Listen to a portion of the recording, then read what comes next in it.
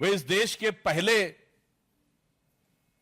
मुख्यमंत्री बने हैं जो अपनी ही सरकार के अधीन जेल में जलवाए जलाल के साथ मुख्यमंत्री रहते हुए रहे। आप लोगों को ध्यान होना चाहिए, तिहाड़ जेल जो है वो दिल्ली सरकार के अंडर में। और इतना ही नहीं रही है, उनके साथ उनके 2 मंत्री भी वहां पर रहे, यानी 2 वजीर और 1 वजीर आजम अपनी ही जेल में।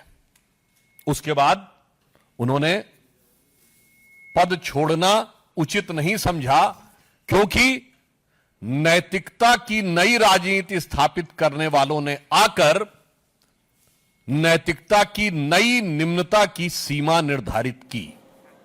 तो इस पूरे मुद्दे पर इस समय वार पलटवार हो रहा है। अरविंद सिंह नेता बीजेपी हमारे साथ है, चंद्रमोहन शर्मा प्रवक्ता कांग्रेस, संजय मिश्रा राजनीतिक विश्लेषक और सर्वेश पाठक राजनीतिक विश्लेषक इस समय हमारे साथ मौजूद हैं। और देखिए, चूंकि वार पलटवार हो रहा है, लेकिन एक डिसीजन है जो अरविंद केजरीवाल ने ले लिया है। अरविंद जी, जरा ये बताइए कि केजरीवाल जी क्या करना चाह रहे हैं, क्योंकि आपकी तरफ से तो उनसे इस्तीफे की मांग पहले से हो रही थी, पहले क्यों नहीं दिया गया?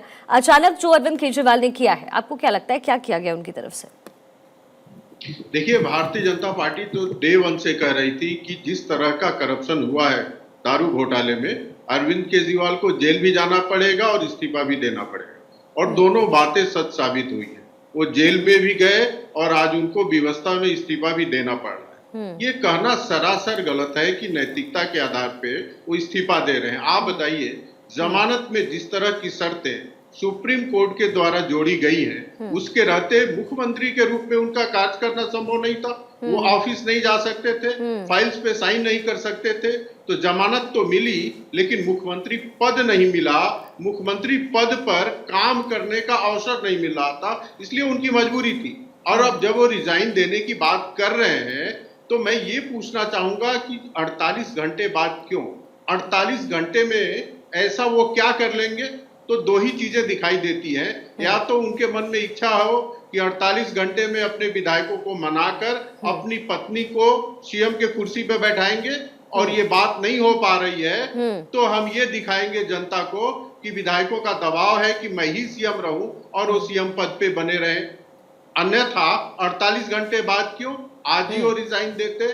और एक बात और कही जा रही है उनके द्वारा कि जब तक निर्दोष नहीं सिद्ध होगा मैं जनता के अदालत में, तब तक कुर्सी पे नहीं बैठूंगा। ये बात तो पिछले लोकसभा चुनाव में वो कह चुके हैं कि जनता फैसला करेगी कि अरविंद को जेल मिलेगा या बेल मिलेगा। जनता ने तो कहा कि आपको जेल में रहना चाहिए, तो फिर ये बातें क्यों उठाई जा रही है? ठीक है, चंद्रमोहन जी, क्या हुआ, आपको क्या समझ आ रहा है? और क्योंकि आम आदमी पार्टी के साथ तो मिलकर आप लोगों ने लोकसभा का चुनाव भी लड़ा है, लेकिन अब हरियाणा में आपकी बात बन नहीं पाई, हरियाणा में इसके उलट हो गया। अब तो प्रतिद्वंदी है और आने वाले दिनों में चुनाव भी होना है। लेकिन अरविंद केजरीवाल दिल्ली में जो कर रहे हैं, क्या लग रहा है आपको? स्ट्रैटेजी लग रही है या फिर लग रहा है कि जनता का मान रखा है उन्होंने? समझदार नेता और दूरदर्शी है, बड़ी अच्छी तरह से इस बात को समझते हैं कि पिछले गत वर्षों से उनकी और उनकी पार्टी ने दिल्ली का जो विनाश तो नहीं, जो सत्यानाश करा है, और उसके साथ साथ जो उनके खुद के भ्रष्टाचार में आना, उनके मंत्रियों का भ्रष्टाचार में आना, उनके विधायकों का भ्रष्टाचार में आना, उनसे कहीं ना कहीं उनका आत्म बहुत ज्यादा जेल के अंदर जो वो रहे। और जब भी कोई व्यक्ति नहीं जाना चाहिए, अगर कोई ऐसी जगह चला जाता है तो सुना जाता है कि वो आत्मबोध करता है, ज्ञान प्राप्त करता है। तो उनका ज्ञान की तीक्ष्ण वेदना जागी है और उनको महसूस हुआ कि दिल्ली की जनता से उन्होंने धोखा किया, तो उन्होंने उसी परिप्रेक्ष्य के अंदर इस्तीफा दिया है। लेकिन चंद्रमोहन जी, ये महसूस करने में, ये रियलाइजेशन में ज्यादा समय नहीं लग गया? नहीं, दिल्ली की जनता के प्रति जो भावना है उन्होंने जागृत करके समझा, क्योंकि जब नाकामी हो और जिसके कारण दिल्ली सीवरों के रूप के अंदर झीलें बन जाए और अस्पतालों के अंदर बेड ना हो, सीवर कर्मचारियों के पास ड्रेसें ना हो, और टीचर हो, स्कूल हो लेकिन उसके अंदर अध्यापक ना हो, बस है लेकिन बस के अंदर ड्राइवर ना हो, इसी तरह से अगर शौचालय बने उन्हीं के अंदर विद्यालय बना दिए जाए, तो कई ऐसे मुद्दे हैं जिन मुद्दों के ऊपर अगर झुग्गी झोपड़ी के लोग, हमारे गरीब बस्ती के लोग हैं, और शीला दीक्षित के समय के जो फ्लैट बने हुए तो वही आवंटित करवाने में उनकी दिशा निर्देश नहीं रहे। जल बोर्ड का घोटाला, उन्हीं के कारण आज एक ऐसी पोजीशन रही कि अभी दिल्ली फिर दोबारा से पोल्यूशन के अंदर आके ग्रस्त होगी। फिर कुछ दिन पहले दिल्ली पानी में तैर रही थी। तो सब विषय कहीं ना कहीं गंभीर थे, जिसके कारण केजरीवाल जी का आत्मबोध मेरा मानना है जागा है उनकी पार्टी का। उन्होंने एक अच्छा डिसीजन करा, देर से आए दुरुस्त आए, और दिल्ली का विषय जानेगा। बड़ा डिप्लोमेटिक है क्योंकि ये आपका स्टेटमेंट समझ मुझे नहीं आ पा रहा है, मैं इसको कहाँ कैलकुलेट करूं। पक्ष बोल रहे हैं, आप विपक्ष बोल रहे हैं, ये डिप्लोमेसी निभा रहे हैं, मुझे चंद्रमोहन जी समझ नहीं आ रहा। लेकिन संजय जी, जरा मैं एक बार संजय जी से रिएक्शन ले लेती हूँ। संजय जी, आपने दोनों प्रवक्ताओं को सुन लिया, कांग्रेस और बीजेपी के। अरविंद केजरीवाल का स्टैंड बहुत क्लियर है, क्या लग रहा है 48 घंटे का जो समय उन्होंने लिया है, और चूंकि 6 महीने बाद ही चुनाव होते हैं, लेकिन बहुत जल्दी चुनाव कराने की बात कर रहे हैं अरविंद केजरीवाल, क्या वो पूरी तरीके से आश्वस्त है कि दिल्ली की जनता उन्हें फेवर करेगी या फिर दिमाग में कुछ और?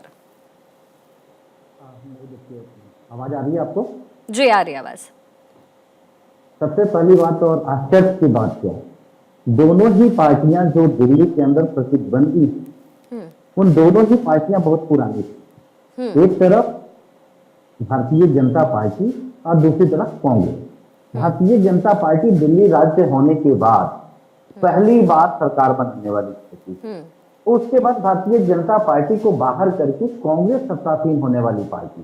तो स्वाभाविक है कि दोनों पार्टियों को दर्द होगा, क्योंकि ये तीसरा एक ऐसा दल जिसने साबित किया अरविंद केजरीवाल ने कि first attempt IIT, first attempt IRS और फर्स्ट अटेम्प्ट सीएम बनकर के उन्होंने दिल्ली की जनता को जो तोहफा दिया, मैं ये समझता हूं कि दिल्ली ही नहीं पूरे देश के नौजवानों के लिए एक तरीके का उनसे सबक लेने की मतलब उन्होंने जो संदेश दिया है नौजवानों को कि भाई एक बार में यदि हम कटिबद्ध हैं, यदि हम प्रतिबद्ध हैं अपने निष्ठा के प्रति, तो हम कुछ भी हासिल कर सकते हैं, पहली बात। दूसरी बात, जहां तक भारतीय जनता पार्टी, अरविंद जी ने कहा है कि वो 48 घंटे का समय क्यों, जेल में रहते बेल क्यों नहीं, ये भारतीय जनता पार्टी के सभी नेताओं का यही स्टेटमेंट है।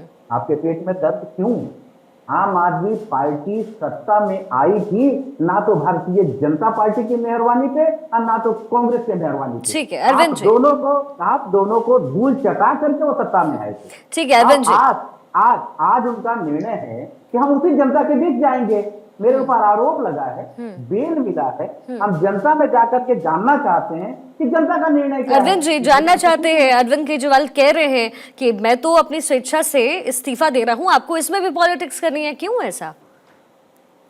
देखिए शिखा जी, अपनी मर्जी से का प्रश्न ही नहीं पैदा होता है। सुप्रीम कोर्ट ने जो शर्तें जोड़ी हैं, उसके बाद मुख्यमंत्री के रूप में कार्य करना उनके लिए संभव नहीं रह गया।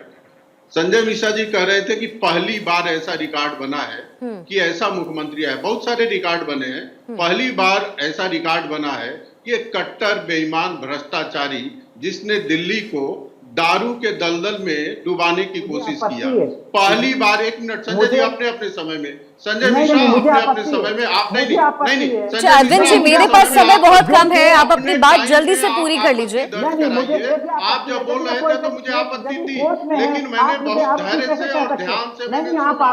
आप मेरी बात पूरी होने दीजिए, उसके बाद जब एंकर आपको टाइम देगी तो अपनी बात कहिएगा। आप जब बोल रहे थे उस समय मुझे आपत्ति थी, लेकिन आपको मैंने डिस्टर्ब नहीं। अच्छा संजय जी एक सेकंड जरा सुन ले, मेरे पास भी समय बहुत कम है सर, समय कम है मेरे पास। तनखैया की भूमिका में मत रहिए, आम आदमी पार्टी के पेड पत्रकार के भूमिका में मत रहिए। मेरी बारी है, मुझे बोलने दीजिए। संजय मिश्रा बदतमीजी मत करो, संजय बदतमीजी मत करो। जब तुम बोल रहे थे तो मैं ध्यान। अरविंद जी आप प्लीज शब्दों की मर्यादा रखिएगा। मैं मेरी बारी है, मुझे बोलने दो। अरविंद जी शब्दों की आप मर्यादा रखेंगे प्लीज। ये चैनल डिबेट शो है सर, जनता आपको देख रही है। भारतीय जनता पार्टी की संस्कार और मेरे बारे में बोलेंगे तो मैं कैसे अपनी बात रखूंगा? आप जरा बताइए, ये सच जब बोल रहा था तो मैं तो चुप था। चलिए ठीक है अरविंद जी, संजय जी और चंद्रमोहन जी माफी चाहूंगी, मेरे पास समय की बहुत कमी है। बहुत बहुत शुक्रिया आप सभी का। तो देखिए अरविंद केजरीवाल ने ये जो इस्तीफा देने का ऐलान किया, उसके बाद जाहिर है पॉलिटिक्स होनी थी और हो भी रही है।